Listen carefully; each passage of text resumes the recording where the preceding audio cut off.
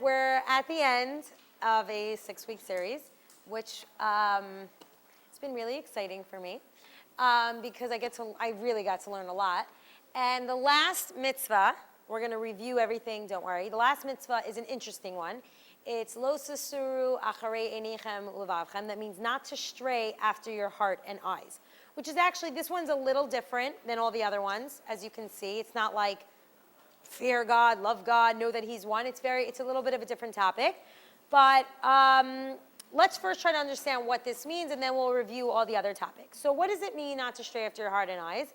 It's telling me like not to go after my feelings or my emotions or what I love. Like my heart is what causes me to love things. So why are you telling me not to go after my heart? What I see makes me excited. It makes me, I'm like passionate about certain things and I feel about them. So my heart and my eyes sound like this is my emotions. And like, what is this talking about? Don't stray after your heart and eyes. What does it mean? So I'll tell you a little story. For those of you who know, I am always on a diet, right? Going back and forth. I'm on a diet, I'm not on a diet. I'm a very extreme personality. So either I'm like, no carbs, no white flour, no sugar, and I'm like eating rice cakes and like cottage cheese all day, or I'm like, enough, let's just go out to eat every single night. So I'm like, either way, I'm very, very extreme. So Shabbos comes, and it was my grandmother's 83rd birthday, and it was also Shavuos, so it was really nice. So we made her birthday cake. So I made this nice big strawberry shortcake, 3 layers, like whipped pareve cream cheese, because you can't have dairy, right? I mean, even though I should have had it on a dairy meal. So sitting there at the table, so it's my cake that I made, right? So we bring it to the table, and sitting, everybody watch it, and I'm like, it was on my no sugar, no white flour day. Today was obviously not. So I'm like, okay, I'm not gonna eat it. And then one of my sister-in-laws who's doing the no sugar, no white flour diet for 2 days with me, and she's like, Faigy, I brought us some really good diet cookies. I'm like, yes, okay, good, so excited to eat it. And I don't know those of you who know my mother-in-law, but gotta love her. Basically, I really got in really big trouble because I said something about my mom, so I have to be really careful what I say in the video. I really got in trouble. So my mother-in-law is a toothpick, okay? She's size 2. She has 11 kids. 2 weeks after we were married, I was staying over at my in-laws, and I hear Faigy, you want to go running? I'm like, no, I don't want to go running. So she's like, and the one morning that I did go running with her, I couldn't walk for 2 weeks. I was going down steps, I was like, ow, ow. She's like, are you okay there? I'm like, yeah, I'm fine. So my mother-in-law is sitting there with us, and my mother-in-law is also an extreme personality, but she likes cream from everything. So she's sitting there with a box of Oreo cookies, and all she's doing is eating the cream off and making a pile of the cookies. I'm the opposite. I like the cookie part, not the cream, but she's just the cream person. So she'll sit there with an entire thing of double stuffed Oreos and just eat the inside. You know the heads and tails ones? Do you know the heads and tails Oreo cookies? They're vanilla and chocolate. They're really good. Also, I said that before, right? Oh, I love those. And did I tell you about the birthday ones? Do you know the birthday ones? It's the 100th anniversary. I never saw it. It's the 100th anniversary, so they have the cookies with the sprinkled icing. They're they taste like Dunkaroos. Do you know Dunkaroos? Oh my gosh, they taste like Dunkaroos. So they're only a limited edition, so get them while you can. They sell them at CVS. So my mother-in-law's sitting there peeling off all the things, and she's like, oh, what are you guys eating there, those diet cookies? And I'm like, they're diet cookies, you don't want them. But they're the fake diet cookies. And then, so she starts looking at them, and she's like, Faigy, these are not diet. Rachel, these are not diet. I'm like, I don't want to hear it from a person who is a size 2 and had 11 children. I don't want to hear it from you. And then she looks at me and she's like, why don't you want to hear it from me? But she's not that kind of mother-in-law, so don't get any, she's the nicest. But she was saying wouldn't you want to know what you were eating? And it's true. I would want to know what I was eating. And I sometimes I don't. Sometimes I don't. Most of the times I don't. But when I'm in that mode, yes, I do want to know. So what does it mean not to follow after my heart and my eyes? Take a guess. It's a small class. You can talk. What does it mean? To put logic in front, what? Not your head. To use your head and not your eyes and your heart to guide you through life. So a lot of times emotion gets the best of us, okay? when was it? This winter reloaded, I started reading Hunger Games. A lot of people were like, Faigy, you need to start reading Hunger Games, you need to read it. And I brought it on the plane, and like I pack all this stuff that you never end up reading, right? You like take stuff on the plane that you never end up opening. But on my way home, I started reading it on the way there. And then on the way back, I had slept too much that afternoon because like I was leaving Saturday night. I slept the whole Saturday afternoon. So I'm sitting there on the plane. I have nothing else to do. I was sitting next to like Tali and like a Hasidic guy. So I'm like, okay, what am I going to do? So I open up my book and I start reading. And I started reading and reading and reading.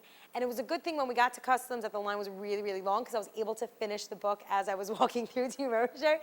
I was sitting there and like, by the time I'm like sitting there waiting online for customs, like I didn't even finish the book. Okay, it's a trilogy, so I knew that she was gonna live, but I was like, Katniss, oh my goodness. I was like Team PETA already. I was like, this is it. Like I am so in this book. And then like I look up and it's our turn, they're like passport, and I'm like, where am I? Like, and like I do the same thing with a movie. Like I am so involved in movies. Like I was crying by like A Walk to Remember. Do you remember that movie?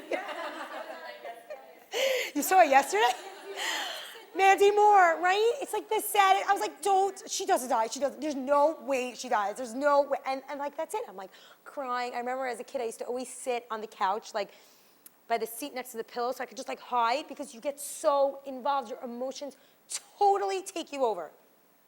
Would I want to make a healthy, normal decision at that point? No. So what does that mean? Even though my heart leads me to all my emotions and like it's what keeps me pumping and keeps me going, and what I see, by the way, it's like totally like engages me.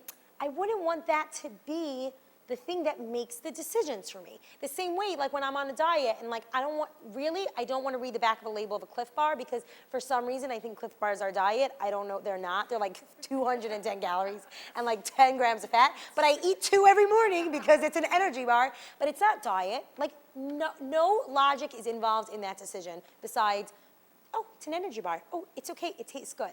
So when it comes to not following after my heart and eyes, what am I really saying? I'm not letting my emotions take the better part of me. And the truth is, though, we need it. If you think about it, what is your heart? Your heart's the most essential organ. It's like it pumps, it gives me blood, it gives me oxygen. Like it takes care of me, it sustains me. And without my heart, okay, yes, I wouldn't be here. The same thing with my eyes. The truth is, you need your eyes. Like it's so important. Even like the most religious Arabs like let you show your eyes. If you think about it, why? Because your eyes helps you make decisions. But sometimes we see skewed things. Like I have this all the time, like at work. I'm working in a school and I show little kids different pictures and I ask them, tell me what you see. So one kid's like, oh, it's a happy man going to work. And I'm like, oh, that's great. And another kid's like, oh, that man is really sad. They're looking at the same exact picture. What, they have different eyes? Yes, their eyes allow them to see certain things, see different things. So what's the difference between following after my heart and my eyes and following after my heart? I'm using logic. So it sounds like this whole mitzvah, don't follow after your heart and after your eyes. What is it saying? It's saying with every decision, use logic. Like it's so simple. It's so out there. It's like the Torah is telling us, be logical. You're allowed to have emotions, but you want to be logical. So the difference between this mitzvah, this 6th principle, and all the other 5 is that this is actually an only practical mitzvah. The other mitzvahs, right, we talked about God is one, believing that there is a God, love God, fear God. A lot of them are rooted in philosophy. And then at the end of the class, I always give you like a little practical piece on how to deal with that. This one is actually all practical. So the other ones have practicality emerging from it, like we can find an answer how to do it. This is in your daily life. How do I live? What do I do? So we all know that, you know, we're suddenly overcome by this temptation. We see things, we want to do things. I mean, I actually caught the last of Reb Zalman's class and saying how like we live in a distracted world, and I always feel like his classes somewhat tie into like my classes just for some reason. But I was saying that we're so distracted by what we see and by what we feel that we don't make proper decisions. I mean, this happens to me all the time. I come to work, I turn on a computer, and I check what's on Gil. It's gonna come on at 12 o'clock, right? Like, Bugaboo was on at 12 o'clock today. At 11:48, my heart was pounding. I was like, I need to click it, even though I do not need a stroller, but like, it's a $1,000 stroller. If I can get it for $200 cheaper, I want it. So I'm like sitting there, I can't even tell you what I felt like. My heart was like pumping. I was like, I need to be the first one to click this flash sale, right? I need to get it. And I'm like, I set my alarm on my phone at 11:58 so that I can click it. By the way, I used to think guilt was at 12:01. It's at 12 o'clock. That's it. It's there. So, and you know what? I missed it, and I didn't get it. And it's okay, because I'm also like, Faigy, we do not need another stroller. Like, I don't even know what you're talking about. But we live in a world where we're so distracted by all these temptations, by everything that we see. How can you even walk in the city and not be distracted? You can't. You see things, you want things, you act upon it. This mitzvah is like, they say that this lo sasur acharei neichem levachem is a little bit more for men, because, I'm sorry, we have two guys sitting in our class, because they are somewhat a little bit more distracted than women. They are. Sorry, I love you guys. The idea where this is a little bit stronger on men, because they are more easily distracted by what they see. I mean, I'm plenty distracted, so I can speak for all women out there who are distracted. So the point is, like, we need to stay focused and not get distracted by what we see and by what our heart pumps to, okay? So for those of you who know, I'm a big Weight Watchers fan, even though sometimes I try to do OA. Weight Watchers is the balance. And what's the whole key to Weight Watchers? Come on, Weight Watchers fans. What happens after you get your 15%? After you earn your 15%, if you lose 15% of your weight, you get a keychain. And then you are now maintaining. Maintaining is the hardest thing. Not losing the weight in the beginning, and I mean, it is hard, but maintaining it is the hardest thing. So what's this idea? We built up for 6 weeks. We have 5 mitzvos that we've been talking about. Emunah, belief in God. Second one, idol worship, don't believe in any other God. Third, Yichud Hashem, oneness of God. Loving God, fearing God. Now, I gotta just make sure I am focused. Don't go after, I can kill it. I can lose it all in 1 second by being distracted, going after something that I think is the right thing, and losing it. You built it up, you worked on it. I mean, I know I did, maybe just because I had to prepare for it, but like, I have all this in me, like all these feelings of building a relationship with Hashem, and now it's like, don't lose it. Don't just let it go in a second, and you could. And I don't know, Zalman sounded like he was giving like this whole goodbye speech, like he's not gonna see us till September, but that's not the idea. You need to constantly be working on it. You can't let your heart and your eyes just be like, I keep saying your heart and your eyes, but you cannot be distracted, and it's so easy to get distracted. You're talking to somebody who does not put her phone down unless it's Shabbos. I'm serious. Like, the only time I get to spend with my kids without checking my email is Shabbos. Like, I will not. We live in a distracted world. It's not our fault. He was talking about the iPhone buzzing. It's a real problem. And that is what's causing us to lose everything that we worked on. We built up all these relationships with Hashem. So, in terms of decision making, don't take emotion out of every decision making, because emotion is crucial. You need to feel some emotion, you need to. You can't just be all about logic. It's not all about that. But emotions totally can take you over, and you don't want that to be the thing that drives you. So we brought up to this, I told you it's gonna be a short class tonight, don't worry. We were brought up to this level of appreciating spirituality, and now you need to take it 1 step forward. So if I try to think of things that distract me, I mean, there's a lot, like walking past the bakery is very distracting. Walking down Fifth Avenue is very distracting for me. It's very hard, I'm not gonna lie. When we come to the JEC on Shabbos and we walk from the Carlton to the JEC, so it's basically from 28th and Madison, we walk straight down Fifth Avenue all the way to here. All the stores are open, it's so nice, and I'm like, it's a good thing it's Shabbos and I don't have my debit card on me, right? Like, I am able to control myself. But actually, here's the cool thing, like in Judaism, we've set up boundaries so that we don't let our heart and eyes be the thing that drives us. Have any of you ever heard of this concept of like yichud? Where like men and women, right? Like someone's nodding. Where like men and women who are not married, they're trying not to be together in the same room. Don't let yourself get distracted. Don't put yourself in a bakery if you are on a diet. That's what it's saying. Don't put yourself in a situation where you know your emotions and your eyes will take you places that you don't want to go. So it's so hard to train ourselves to be like that. It's really, really hard to say, I'm not going to put myself in that situation. So here, like Judaism set up this idea of like yichud, where yes, we don't want, like we want a relationship to grow at slowly and not to be like boom. So we have this idea where men and women can't be in the same room locked together if they're not married. How cool is that? That's a protection. We have laws like this, by the way, on Shabbos. What's that called? What do we do on Shabbos to safeguard ourselves? One of the laws of Shabbos is not to write, okay? We're not allowed to write on Shabbos. So what do? We have these laws where we're not allowed to pick up a pen on Shabbos just so that I don't end up doodling, which I always do, right?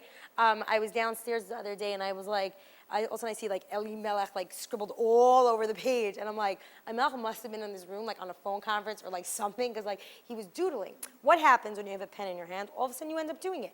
So the laws of Shabbos is, no, you're not allowed to you're not allowed to write, you're not allowed to talk on the phone. So automatically what we do is we set up these boundaries like a protector around the Torah not to let us end up doing the thing that is wrong. So for example, we try not to touch pen, we try not to touch money, right? Because you're not allowed to go buy things, we try not to touch money, we try not to pick up a phone, all these things so that we safeguard ourselves. We're very much, we want to care for ourselves, we want to take care of ourselves. We don't want to let our heart get the better of us. And I mean, just think of relationships. Like, how many times we let ourselves get ahead of ourselves, where we let our emotions like start planning things and like dreaming things, and then you're like, wait a second, I need to snap back into reality and realize that I don't want that. I don't want it to be just moving so fast only in my head and in my heart. That would just be awful, right? If it wasn't concrete, if it wasn't real. So here is something very profound, and this is obviously from our rabbis, that's why it's so profound. But whenever you want something, okay, you know you want something, you always want to make sure that you don't shut off your brain in the process of getting it. Sometimes we push ourselves so hard, and we think that it's our brain that's pushing us, but it's not. And sometimes, by the way, you do need your heart to be able to push you, but you cannot shut your brain off. And by the way, the whole idea of his class talking about education and keeping yourself and learning once a week is what keeps your brain on. Because sometimes, comes the summer, I'm like, boom, right? As a kid, you just shut your brain off. And then they come back to school and teachers are in September, and teachers are like, what'd you do all summer? Like, where were you? Like, did you just like wipe your brain like clean? You don't want to shut your brain off. And before you indulge, and I do indulge in certain things, right? Before you indulge, you need to make sure my mind is in control and it's not just my desires. So I do this. I control myself. I'll tell you what I do every day. So I go on to, I do it just because I'm bored at work. I'll go on to Guild or whatever, any of these things, and I put everything in my shopping bag, all the things that I want. And then I'm serious, I do this all the time. I have serious issues. Okay, so I sit there, I put everything in my shopping bag, and I look at it, and I'm like, so do I need that? I'm like, oh, it's like $112. Okay, let me take out one thing. It'll be under $100. So I take off one thing, and then I'm like, but do I really need it? Like, I put toys for my kids, they do not need, they had something like a periscope. Is that it's like you could play in the bath. This was a really cute toy where you go underneath the water and you could see outside. I'm like, oh, the kids would love this. I'm like, it's just $12. And I keep putting all these things in my bag, and I'm like, don't let my heart, and shoes obviously, don't let my heart get the better of me. And I'm like, you know what? Clear the bag, and I shut it off. And you know what? I don't even do it intentionally, but I do this every day because my heart, not every day, twice a week. There are all these good sale sites like Zulu. Do you know what that is? It's you have just all these kids toys and whatever. They have shoes sometimes. They have good shoes sometimes.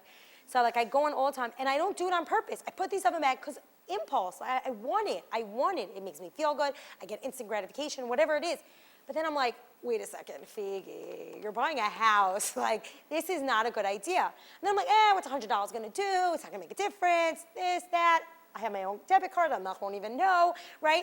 So I'm like, and I take care of all the expenses, so he really won't know. And I'm like, oh, it's a business expense, right? I could just write it off. And I'm like, no. Why am I just letting everything go so fast? I don't need it. I don't want it. That's it. And that goes with everything. Yes, I'm joking about it when it comes to shopping, but it goes with real life things. It goes with relationships. It goes with learning-wise. Whatever it is, you cannot shut your brain off. That is your job. Nobody else is in control of it. It has nothing to do with God. It's all to do with you. That's it. And it's a lot of responsibility. And if you don't maintain it, you've lost everything we've done in the last 5 weeks about building a relationship with Hashem. So if you think about it, who wouldn't want a relationship with Hashem, right? So now I'm saying this is about you, but if you want a relationship with Hashem, I mean, obviously you're here, you have this idea of this creator, right? You want to build a relationship. So how do we do it? What was the buildup of it? All these constant mitzvos. Because if you let one go, if you let one of them drop, you're going to miss everything. You cannot let it go. So the idea is, we want a meaningful purpose in our life, right? We want to build a relationship with our creator. That was our idea of this whole class, right? So if you didn't get it, you got it now. So we have these moments of inspiration where I'm like, I'm going to do it. I'm telling you, I have these moments of inspiration. I'm like, in my car, I'm listening to a class. I'm like, yes, that's why we're here. That's what I want. And I'm like, oh, I'm going to go do this and this and this, and then I'm going to gossip on the phone.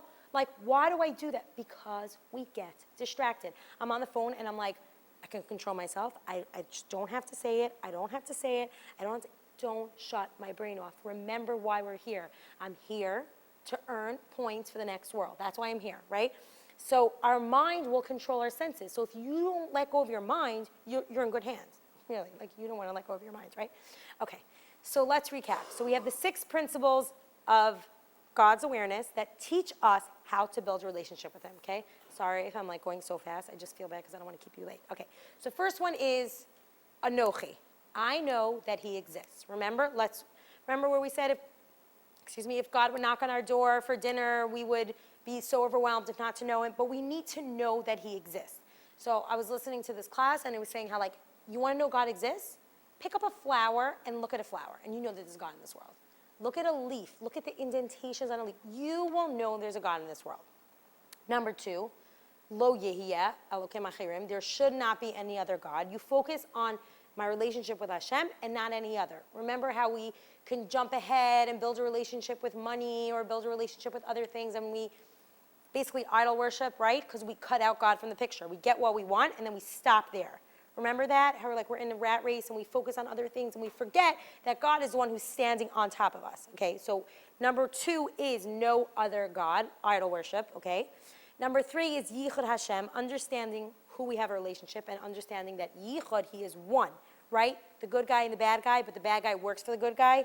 So the evil inclination is real. He's pumping. He's in my heart. He desires, but he's only here to make me a stronger person, and I grow through my challenges.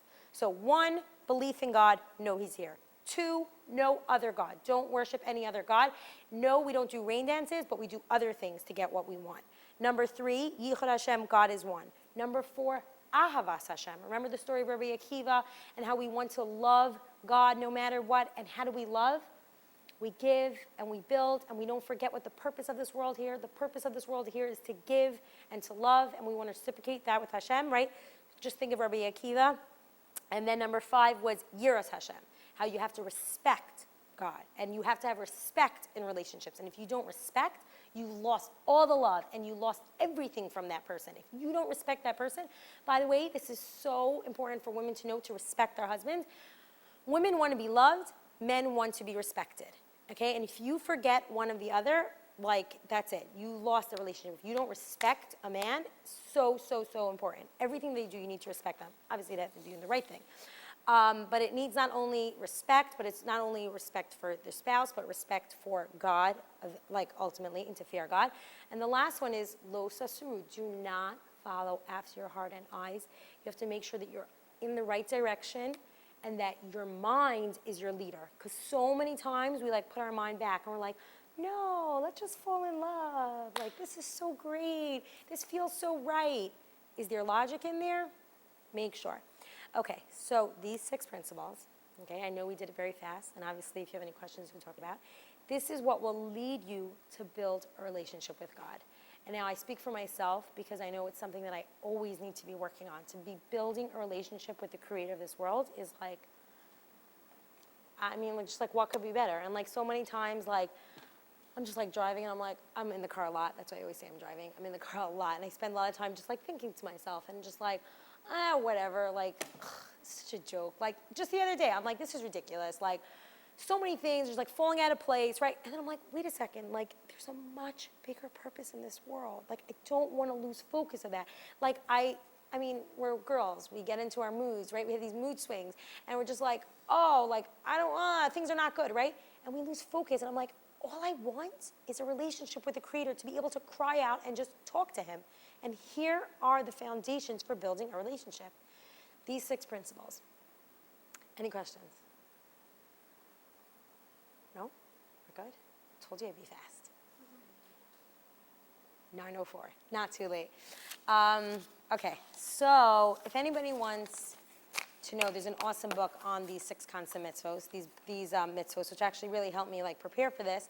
The classes were given by Elimelech's rabbi from rabbinical school. So if anybody wants to look on it, it's like really awesome. 6 constant mitzvos, really cool.